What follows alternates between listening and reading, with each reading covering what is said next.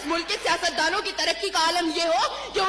उनकी दौलतों में दिन दुगनी और रात चुगनी होती हो और तरक्की का दारोमदार ये हो, तो फिर मैं कैसे कहूं कि हम आजाद हैं? जिन मुल्क के सियासतदानों के नाम पनामा लीक्स में लीक होते हो और स्टोर मचने पर फकत अवाम को लैपटॉप का लॉलीपॉप दे जाता हो, तो मैं कैसे कहूं कि हम आजाद हैं? जनाब सदर, जिस मुल्क की हुक्मरानी और हुकूमत का ढांचा तक बैनुल अक़वामी इस्तेमार ने बनाया हो, तो फिर मैं कैसे कहूं कि हम आजाद हैं? जिस मुल्क का अदलिया का सिस्टम तक किसी और का लिया हुआ हो, तो मैं कैसे कहूं कि हम आजाद हैं? जनाब सदर, और जिस आजादी की ये बात कर रही थी, जिन हरी झंडियों की ये बात ये कर रही थी, जब कल यही झंडियां